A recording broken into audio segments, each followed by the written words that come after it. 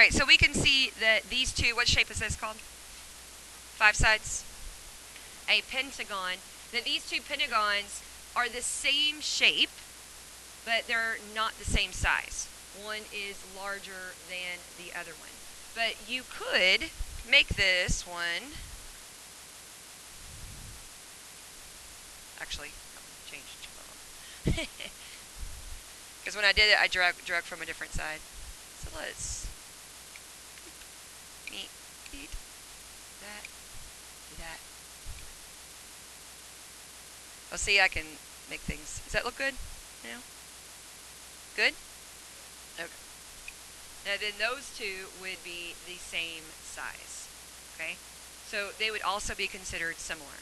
So they're the same shape though, but they're not necessarily the same size. Now sometimes things look like they're different because they will turn it. Okay? So when they turn it, sometimes it'll look completely different. So you really have to, sometimes you can turn the paper to visualize it better. But we'll talk about here in a second when we have these triangles and quadrilaterals, how we can use the letters, like the angles will be matched up with letters, how we can use those to match up the different parts of the shape, okay, to see it better. All right, so then we have the word congruent. You all know what the word congruent means? Good, everything's the same. So same shape and size. So they have to be the same size when they are congruent. So basically what I'm saying is, if a shape is similar, it is also congruent. But not all congruent shapes are considered similar. It's kind of like the whole square rectangle thing. All squares are rectangles, but not all rectangles are squares. All squares are considered also a rectangle. You okay with that? But not all rectangles look like squares. So if we had this shape, ooh, that's horrible. I'll put this here. So we're saying, if we have this shape, this is a square, but we could also call it a rectangle. We could call it a parallelogram. We could call it a quadrilateral. Okay? But this shape, where we have the top the same and the two sides are the same, that would just be a rectangle, or a parallelogram, or a quadrilateral. It wouldn't be a square. All right, anyway. Let me erase that. Okay. So we want to think about when you make something big. So let's say I'm going to turn this one back again so it looks more similar. And then if I make it big, do you know what that's called when you make something big? It's a type of transformation. What happens when you go to the eye doctor and they put those drops in your eye? It's called dilating. It's a dilation, okay? So a dilation. So even if you've never gone to the eye doctor, if you've ever looked at the lights, okay, or like it's dark in your room and then the lights came on and your eyes hurt, but if you look in a mirror, you can see that your pupil dilates. So when it's really bright, then your pupil is very small, like that's the black round part of everybody's eye. And when it's dark, then that pupil gets big to let more light in so that you can see.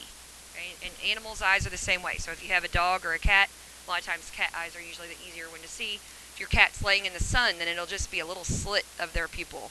But if it's dark, then their pupil gets really big. Have anyone ever seen that on any other animals? Okay.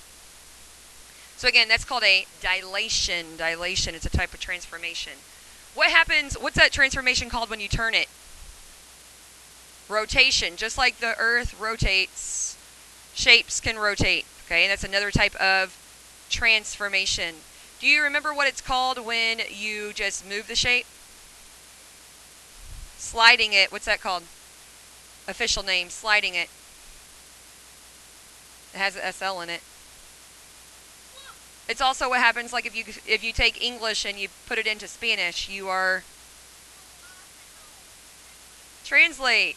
So it's a translation when you slide it. Translation. All right. So there are dilations, which is making it big or small. There are rotations, which is turning it. There are translations, which is sliding it. And then there are reflections, which I can't do a reflection up here. A reflection is like flipping it, like looking in a mirror is your reflection. So kind of like a page of a book. Oh, we'll do those another time. that was just kind of a quick review. Okay, so let's talk about properties of similar figures.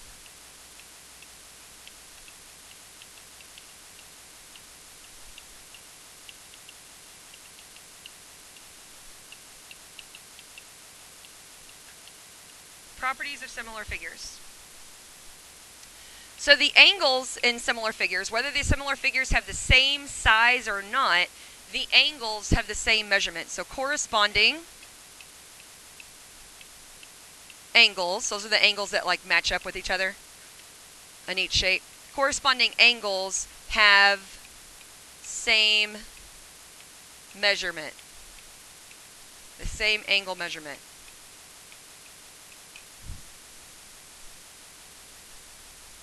So if we said that we have a triangle ABC, and I'm telling you that it is similar to triangle DEF,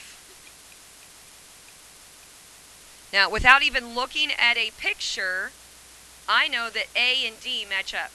How would I know, does anyone know, how I would know that A and D match up, B and E match up, C and F match up? How do I know that, Daphne?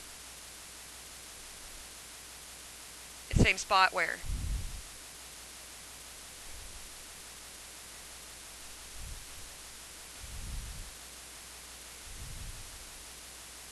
All right, but I'm not even looking at a picture right now. So how do I know, just from what I wrote here in blue, that A and D match up? What do you think, Ethan? Well, all triangles have three sides. You're right. They have three angles, so three letters, because angles are named using that, because they're both the first one. So this first one matches with this first one. This second one matches with this second one. The third one matches with the third one. Okay? So very important here, order matters. Order matters. So the very first angle that's listed for the first triangle, angle A, is going to match up with angle D from the second shape. This is two shapes, triangle ABC and triangle DEF. Angle A is going to match up with angle D. Without even looking at the picture, we know this. Angle B is going to match up with angle E.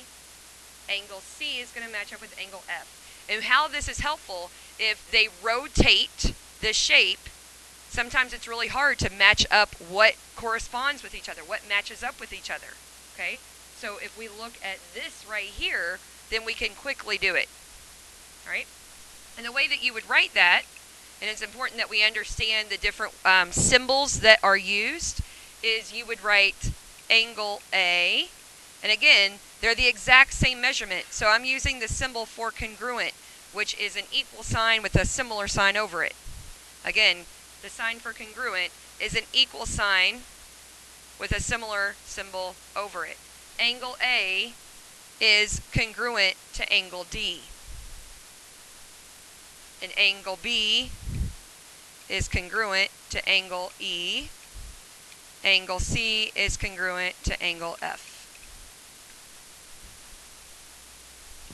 Now I'm going to go ahead and draw pictures because I know this is kind of hard for people to visualize if they don't see a picture.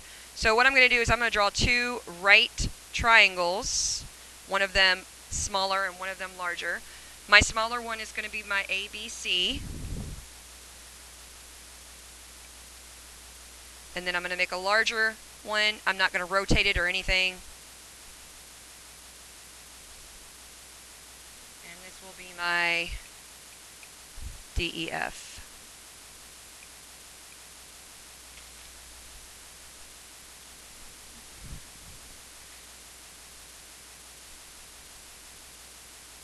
So once again, we already talked about that angle A and D match up, B and E match up, and C and F match up. It's really easy to see that C and F match up because they're both what type of angle?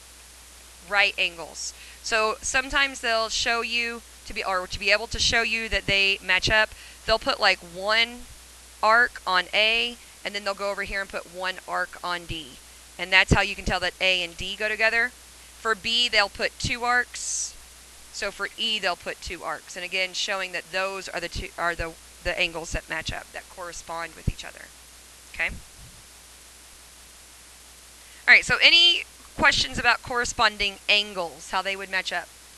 So once again, we don't even really need to have the picture as long as we're given this right here. Okay, we can just look at that. So now we're going to talk about the different side lengths. Okay, so the side lengths, are they going to be equal as well? Are the side lengths going to be the exact same measurement? No, side lengths will not be the exact same measurement because we can see that this triangle is smaller than that triangle. So the side lengths are going to be larger in the larger triangle. All right, so let's put side lengths on our picture. I'm going to say that this one's 3, this one's 4, and this one's 5. Over here I'm going to say it's 6, 8, and 10. How much larger then is the big triangle? What? 2 times as large, exactly. So if you take each of the side lengths in the small triangle and multiply it by 2, then you would get the side lengths in the big triangle, wouldn't you? 3 times 2 is 6, 4 times 2 is 8, 5 times 2 is 10. Okay? So that's called a scale factor. This would be a scale factor of 2. Now if I wanted to write, again, using symbols about my sides are not congruent. My sides are just similar. Okay, my angles are exactly the same, so they're congruent, but my sides are just similar. What side matches up with AB? AB. What side in the big triangle matches up with AB? DE. Once again, we can look at up here, AB, DE. Now the way that we show that is AB is similar to DE. That's how we would write it. What side length is similar to BC? BC. Okay? BC. Now, you really could call this EF or FE. It's the same thing. It doesn't matter which point you start with. Since I started with B and then went to C, I'm going to start with E and then go to F. And again, you can look up here to see that. AB, DE. BC, EF. We have one more side length. CA matches with C to A matches with F to D. And again, we can look up here. C, A, F, D. Okay, we just match them up like that. Now, if we wanted to write a ratio for the side lengths in this picture.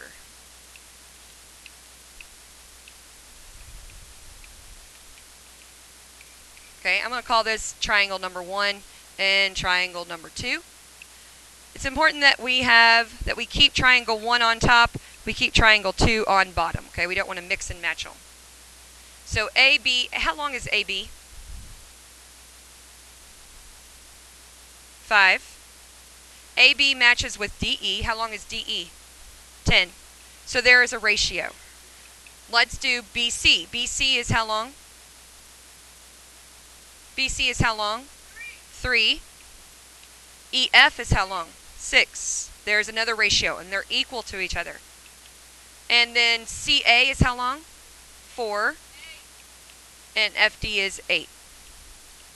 So all of these ratios are equal to each other because this is a proportional similar shapes. If we were going to simplify the ratio, simplify it, what do these all equal in simplified form?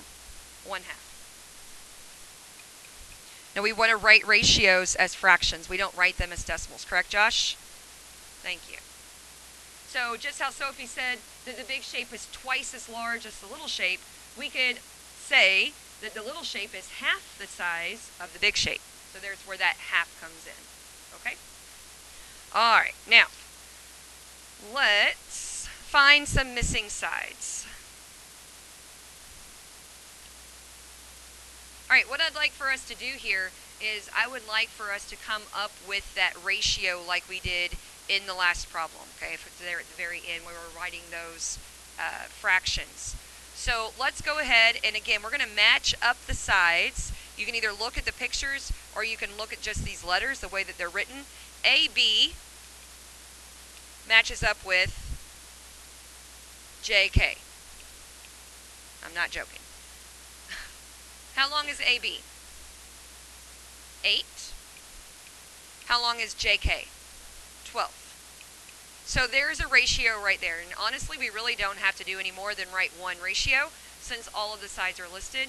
But if you want to, we could do another one. For instance, if I wanted to do BC, BC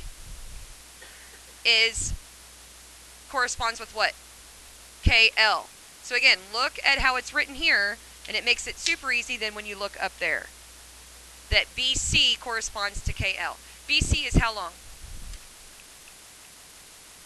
BC is 2. KL is 3. Is this the same ratio, 8/12 and 2/3? Are those equal? Yeah. So again, they are proportional. Proportional. Okay? So let's do one more because in this one we're going to have decimals. So a lot of times people get confused when there are decimals involved. These are going to be triangles. I'm going to have triangle J, K, L. Then I'm going to have triangle PQR.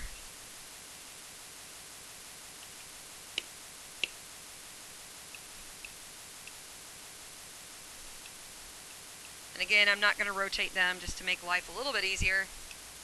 Side links.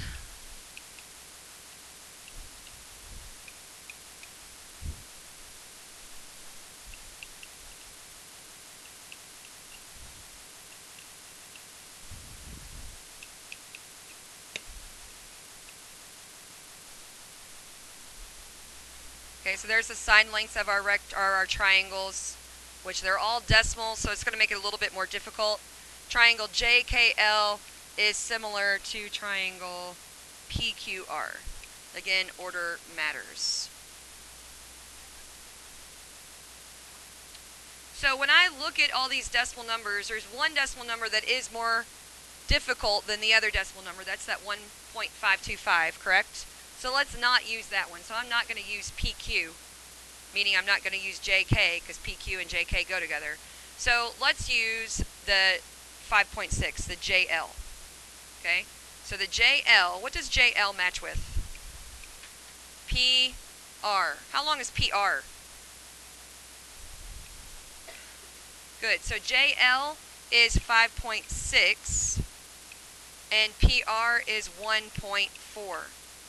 Now, I want this fraction simplified. And when we simplify a fraction, we do not want decimals. So the first thing that I'm going to do is get rid of decimals. How am I going to do that? Any ideas how I could get rid of these decimals? That's just going to make it even smaller. All right, so the way that I could get rid of the decimals, like clear out the decimals, Josh, as long as what you do to the top, you do to the bottom, you can do whatever you want to a fraction. So if I multiply the top by 10, as long as I multiply the bottom by 10, it's going to stay the same. It's going to stay equal to it. And by multiplying by 10, what happens with that decimal? It moves over 1, doesn't it? So this is now going to become 56 over 14. Okay? So first of all, clear out your decimals. That's what it's called, clearing out decimals. And now that I have 56 over 14, I'm going to see, is there anything that I could divide 56 and 14 by?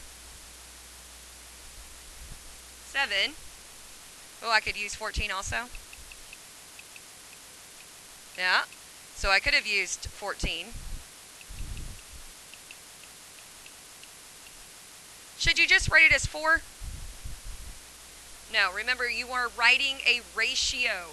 So when you write a ratio, it needs to be written either as a fraction or with a colon or with the word 2. But we're using fractions for this lesson today. Okay? So make sure that once you simplify that you don't write it as a mixed number or a whole number, that your final answer is a simplified fraction. All right, I'm going to give you your assignment number 2, and we'll be done for the day.